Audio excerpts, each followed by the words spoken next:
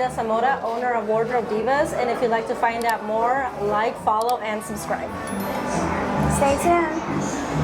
Let's dive into you, who you are, and what you do. So we gotta start with the basic essentials: past, present, and future. So past, how did this all start up? My brand started as an influence by my father, who was a tailor, and all my life I grew up influenced by, unique fashion and designs and everything just custom made.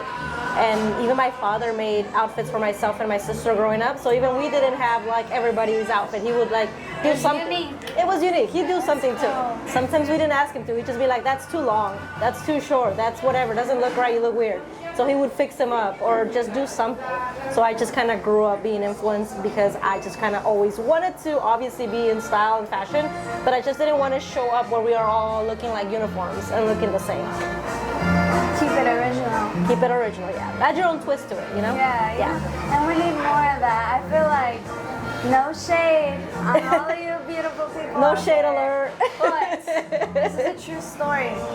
The other day, I went to Target and I saw, no lie, I'm not exaggerating, over 7 girls back to back to back with the same gel. They call it the clean look. So that's the trend right now, clean girl look. Okay. And I find that controversial, but we're not gonna dive into that. Not today. We're not gonna get all into that. But I saw 7 girls with the same exact hairstyle. Exact hairstyle. With a little clip and like the gel, like, and in my head I was like, I'm never wearing a clip again. And it's just because it's the sense of identity and originality, and I don't want to be the 8th girl in the Target, the same Target, and they were in this, the funny thing is, they were in the same area looking at the same clothes. The same products, and I was just like, dude, are we like programmed to be influenced by each other, but to look the same? Like, this is not. It's not it, right? It's not Handmaid's Tale. Yes, that's creepy. It's Handmaid's Tale or Stepford Wives, where everybody has the same color house, the same car, the same outfit. They all get home at 5 p.m. exactly. It's weird and it's creepy. It's always been creepy. I don't like it, and it's crazy because I feel like that's heavily influenced. I feel like all I ever talk about is social media, but I think it's true because it has such a heavy influence on what people want to look like, what people want to talk like, and I'm like, no, we're not. My dad always raised us to say, don't go cashing in your cool points or something like that, and that's where I see it now. And I remember he told me, because he did have like the best childhood, he's like, man, since when did torn up jeans and patches become a trend? And I was just like, I guess you're right, but the cool points, it's not about the cool points. Seriously, like, to have to see that is honestly like creepy, because you have a mind of your own. There's one of you. We don't need 7 identical copies, Yep. We all like the same thing. We all like the same food. We all want the same color nails. It's like, okay. Weird. I want it to be unique. Yeah. But is that what you present at the table? What makes your brand unique? So what it is for me is the items that I create, I am doing sustainable and upcycled. So I have a bunch of different fabrics at home. And if I was to make you a dress with some fabrics and someone said, oh, I want that same exact dress, for the life of me, I can't do it. I can't, because those were upcycled fabrics. I can't get them again. So I didn't order them in bulk. I'm not ordering mass production. She has it, and that's it. Until she gets rid of it, sells it on Poshmark, I really can't create another one. I take, like, let's say you have pants, they no longer fit, whatever it is, or they got ruined. Okay, well, let me take the buttons away, maybe the zipper. I will upcycle whatever I can to reduce our waste, bad pollution, all of that good stuff. But that's what, when it gets recreated again, it makes it unique. So I can create a purse with that zipper that was your pants.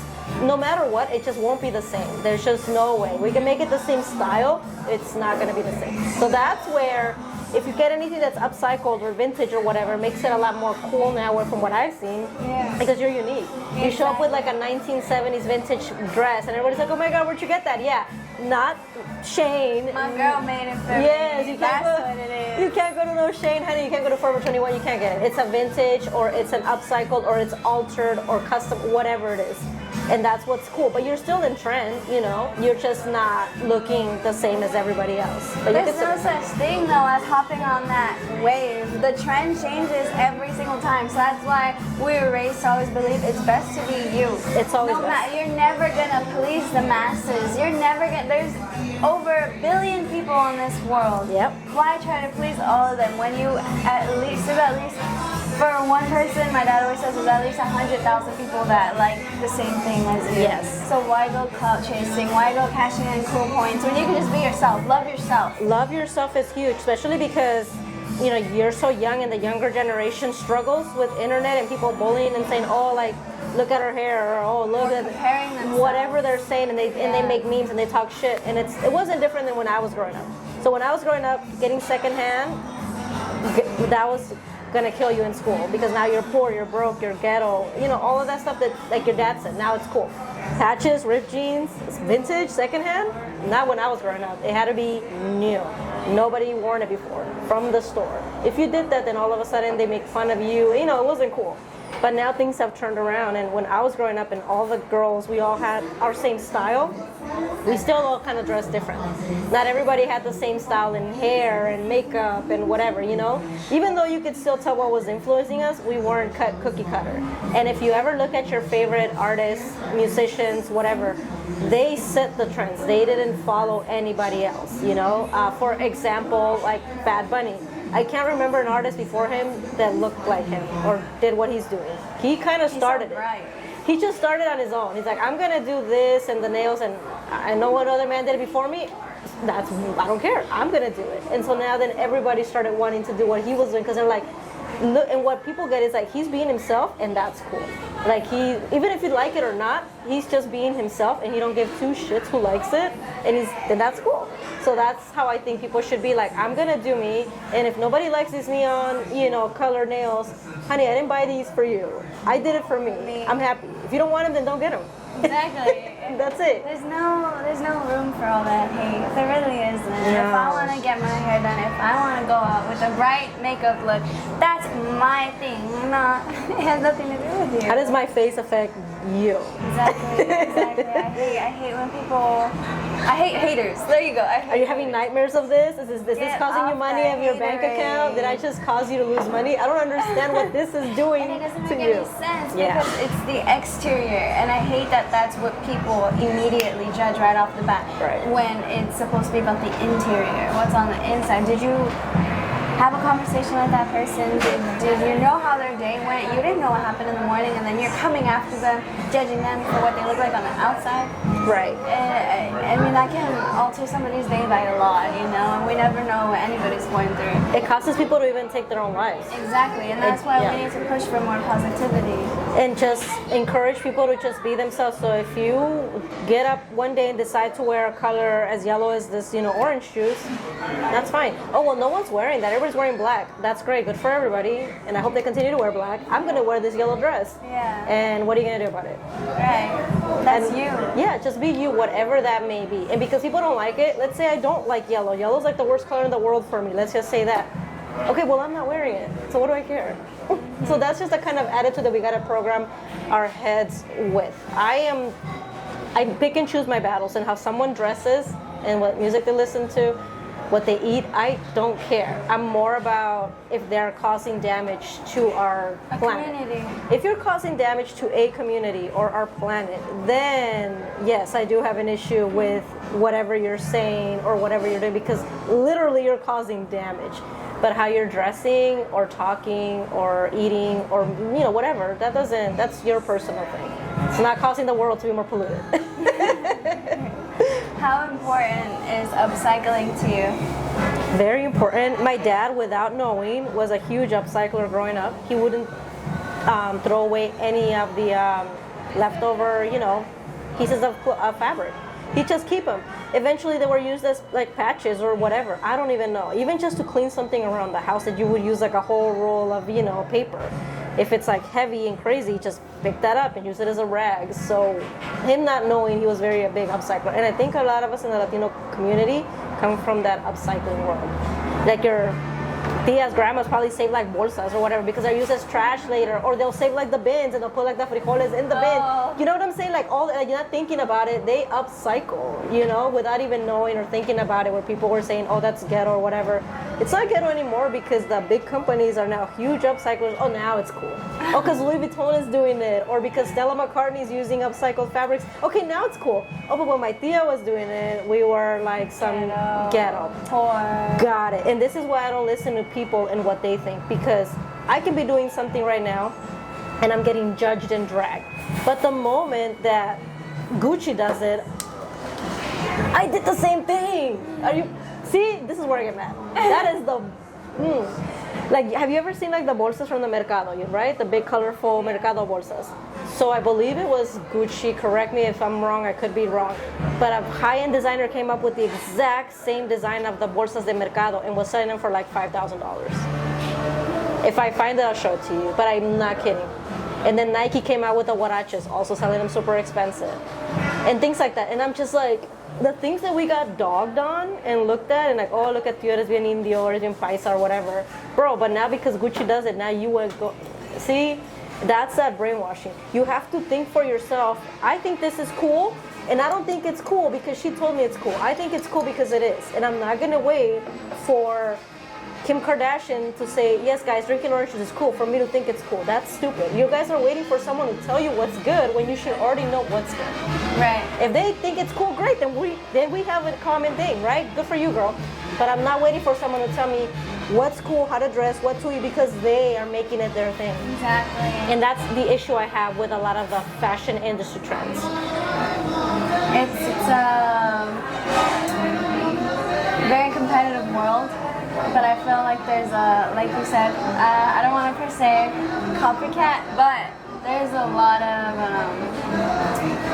things that should be done and more original. It should become more original because fashion in itself is art.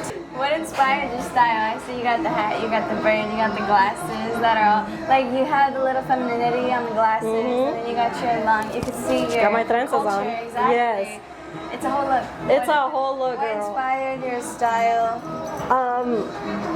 Like we were speaking earlier. So I grew up so I came to the United States in 1991, in the height of the gangster rap era.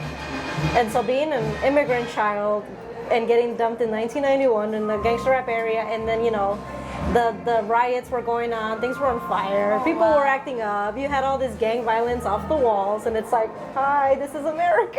Like, it was weird. I'm like, I thought America was different. Yeah, I was gonna ask, how did your perspective change shifting from over there to coming to such violence? When you go to when you come from a different country, people tell you that America is this beautiful land paved with gold and white people everywhere and little white picket fences, and everybody's like perfect. That's what everybody thinks America is until you get here. And then you see that there's crime, homelessness, suffering, non-stop working. Like, it's not what they told you it was. It's not bad, it's just that it's not the dream that they said it was. So me as a kid, I'm like, okay, this is pretty damn rowdy, you know? But I dove right in. We lived in the projects, and everybody I was surrounded by knew about thug life because that's what it was. So that's what I grew up influenced by. The streets, being an immigrant, being poor, growing up in the projects, seeing violence, and then 90% of the people I was surrounded by were of Mexican descent, if not Mexican themselves. So I was listening to their music, I was eating their food, I was having elotes, you know, things that I've never had before. I'm like, what the hell is an elote? What are tortillas? They don't know where you came from. Where'd you come from? I'm Peruvian. So we don't do tortillas, elote, you know, we do tamales, but we don't do, you know, other things, burritos, enchiladas, we don't do that. But I was like, this is bomb. So, you know, that's how I grew up my culture here. I was 10 years old and I soaked it up like a sponge. And that's what influences me. Yes, I'm Peruvian. Never doubted this. I'm proud of my heritage, but I'm not gonna deny that the way I speak and the things that I know are from what I grew up in as a kid. Do you ever get backlash for being Peruvian but representing more Mexican culture? Yep. I was using orale because I kid you not, that's what I use. And so they were like, but that's Mexican. I was like, yes, thank you, I know. I never said it was Peruvian, thank you for noticing. And it was like, well, you shouldn't use that because that's appropriation. And any Salvadoreño, Guatemalteco, Hondureño, anybody else that grew up the way that I do can confirm exactly what I'm saying because they feel me. You don't grow up with your same culture, you grow up with what you're surrounded by. It's what we're influenced by. And people didn't have a problem. Well, that's Mexican. I know. Thanks, Captain Obvious. But if I want to use it, I'm going to use it because I'm not appropriating it. I'm not taking it as I invented the word, and I'm not saying that we're the ones that used it before you guys. I'm not saying none of that. But am I allowed to use it? Yeah, and I will. What were your most favorite parts of this career, pursuing this business? The favorite fun stuff? Well, all from sacrifices, all the ups and downs. Most memorable. So sacrifices, obviously time, financially, emotionally, and mentally, because this is your baby, this is what you love. So you're gonna protect it, and anyone coming for it, yeah, it's gonna hurt. When things don't go your way, yeah, it's gonna suck, you know. So those are the emotional things. Financially, because realistically, you can't start a business with just love. You need money for the gas or for whatever. You just for the equipment, you need the money. But I love what I do. It's been 20 years. I'm still in love. So I don't care. I'll keep going through it. Yeah, not once have I fallen out. This is real. Some people get into things because they see others doing it. If someone sees someone doing nails and they're making money, like, oh, I want to do nails because they're making money. But do you even like doing nails, or you just want to do what they're doing, make money and get popular? If it's not for you, you're going to die out in about a year. You're not going to like it. It was never your thing. So make sure what you do is your thing, not because what you see. And then some of the best highlights is just meeting different people from all over in different places and connecting. Like I've met people that I still contact with in New York, Hawaii, Denver, Miami, you know, Seattle. These are people I know, I've met in person, I've gone over there and done events. Like I was showing you guys, I've even gone as far as Japan to do an event, met people there that I still have in contact with. So you think a little dream in your little small town in the valley, like, oh, it's just for me and my friends. So many years later, it's like, dude, these friends expand far and wide, and more opportunities keep coming up, and then you feel like you can maybe create. And I've made some really great bonds, and yeah, you know, you fall out with some people, we all know that. Not everybody stays, but those that do, you just continue to support each other, and that to me is fulfilling. You It's know, all worth the while. yeah, I don't hate on nobody. If you come out tomorrow with a line of clothes, girl, you know what I'm gonna want to do? I'm gonna want to collab. I'm gonna want to get your clothes, get some models, let's make a video, let's get together, put a fashion show together. I'm not gonna be like, can't believe she's doing a clothing line. Like, why? What do I care? Good for you. More Latina designers doing some stuff? Yes, please. And if you need anything, let's just do a giveaway. I don't care. Coming soon. we did it right now on the spot. Giveaway, fashion show. Let's do it. I'll hold you to that. No, girl, I'm telling you, it'll happen. I'm not even kidding, because I love to have models of all different ages. Obviously not too young, because I make adult sizes, but anybody that's like 18, 17, all the way up to 40, 50s. I rock everything in there. There's nothing. Let's go. Let's work. Let's do it. Okay. Slow down. Okay. Cool. What's it like being an adult? What's it like being an adult? It's horrible. You gotta pay bills. That's You got fun. responsibilities. That's horrible. But the fun part of being an adult is being able to, te manda sola, you can do whatever you want. I don't feel like working or doing anything on this Sunday. I'm gonna just lay out and watch TV and be lazy. And you know, my mama's not gonna be like, did you clean your room or whatever? Like, nope, my mama don't live with me. It's my house. If I want to be lazy on a Sunday and do nothing, I love that. Or if I want to be crazy and do 20,000 things, I can too. So the good thing about being an adult is just being able to call the shots. But that also comes with, like I said, the responsibility. So now that you took yourself on vacation, that ticket for all that vacation is coming back next month, and let's see how you pay for it. So that's what it's good. It's good until the bill comes, and then it's like, wow. I gotta be honest, and every adult will tell you that's what's cool about being an adult. It's just having that freedom and nobody telling you what to do. But you still gotta pay for But it. somebody's gotta pay, yeah, unless you got, what is it, an inheritance, or like bonds or whatever, or you're a child that comes from privilege, then you don't gotta worry about that. If your Paris Hilton, honey, you don't have to worry about that, because the bills were always gonna be paid for. But if you're not Paris Hilton, you gotta pay for that vacation, or they're gonna tow your car. Oh, no, not that. We don't want that. Yeah, everybody knows. I'm not even on the insurance yet. See, that's how it is. But it's it's a give and take. That's just how it is. Yeah. And what are we have the segment called The Nose and the Nose. So within your line of work, what are the must knows and what are the absolute no nos? Oh, okay. The must knows about my company is that self-started, self-funded. Nobody makes the decisions but myself. Nobody else calls the shots by myself.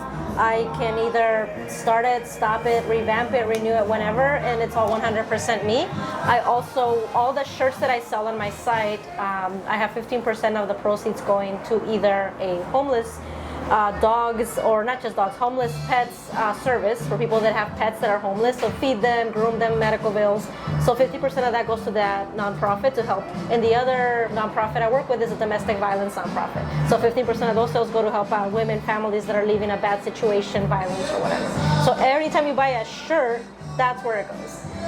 And then anything that's not a shirt, like the dresses or whatever, the upcycled stuff, then that's all green, 100% sustainable, recycled fabrics. And I do make stories on my Instagram where you'll see like all the piles of stuff and my process and how I create things, so that you know I'm not faking the funk or doing a PR stunt. Like it's for real. And I have a whole studio. If y'all ever want to see it, check it out. It's the proof is in the pudding. Wow, we got to. What the heck? That's so cool. I mean, I've always heard of people donating to nonprofits for humans, right? Yeah. But for animals as well? Yeah. You too? Oh my god, I love that. I love rescuing dogs. I've rescued dogs my whole life. Right now I have 2 pit bulls that I've rescued, and before that, other dogs. I don't have human children. Those are my children. Those are my kids, the fur kids. Like I love horses, I love horseback riding, so I would rescue them. Before we had a house and we lived in dub apartments, you couldn't have animals, but we had birds that we rescued or lizards. So we had like iguanas just like walking all over us. Because they're little, you know, they don't bother, they don't make noise, so it's like, okay, we can have these, no one's ever gonna know they're here, so we would rescue those. They were cool. both, yeah. Well, I'm glad that you support both animal and human. And then we're gonna have you share your last 3 messages. So the first message is gonna go out to people who are pursuing the same line of work as you. What advice or tips can you give them? Okay. So if anyone out there is pursuing getting into fashion or design, again, number 1 rule is you have to love it. This is gonna be your baby, 100% pure to your heart, so just stay true to that. The other thing is to research and educate yourself as much as you can with, you know, how to turn around a profit and what the materials and all the costs and all of that. And just look at other brands that you aspire to be. And obviously you're not copying them, but see how they do things and see how you kind of want to take that recipe and make it your own. Love it. And then the next message is going to go to the youth. Oh, not the youth. Okay. Oh, she's like, I don't have kids for a reason. Girl, I think I still am a child. So for the youth, the advice I could give is try everything. Is you never know what you're like. You'll never know what you don't like. So if you dreamed of, I always wanted to be a vet and that's what I'm going to be, I suggest you go volunteer at a shelter, go volunteer at a vet clinic, or do like an intern program and really see if that's what you like, if that's what you want. It may be the career that you've always dreamed of, or the moment you get in there, you freak out, you get scared, you get anxiety, and you'll be like, this is not really it. So before you put all your money into your college and say, yeah, I'm going to be a lawyer or whatever, this is it. Please make sure to research that first and get your toes wet and see if it really is your vibe. And if it is, then go ahead, put all your money, get your education, become an attorney. Just test out the waters before you fully commit to something. That's cool. And then your message to hustlers following their dreams. Message to people following their dreams? Yeah. Oi, okay. So my message to people following their dreams is don't get discouraged, because it's all going to come at you. The people saying you shouldn't do it, you can't do it, why are you doing it, this isn't going to go anywhere, or it's not good enough, or they don't like it, you're going to hear it, and things are going to happen where those things may come true, where you just spent so much money, nothing came back from it. If you really love what you do, take that as a lesson and said, okay, maybe everybody didn't want to wear all denim in the hot summer of 100 degrees. Oh my goodness. Noted. Okay, noted. A denim line during the summer is not it. But let's take this denim and rework it into a fall line. And maybe for the fall, they'll like it better. So it's going to suck. I'm not going to mince words. It's bad. But if you love it, you just take every single thing that comes your way and not discourage it, but make it a lesson. And just get up the next day and rework what you want in a different way to see what works. I love it. So, can you share your ads and socials where people can find you and your business? So my socials are Instagram at Wardrobedivas, TikTok at Wardrobedivas, and if anybody out there is old enough, Facebook at Wardrobedivas, website same, wardrobedivas.com. Oh, sweet. Well, you heard it here, folks. If you want to be looking fresh, you want to be looking unique and original, she does upcycling as well as Mexican heritage inspired attire. We love it. Check her out, okay? And as you heard it here, folks, as always, be kind, support each other, and keep hustling. Bye. Bye.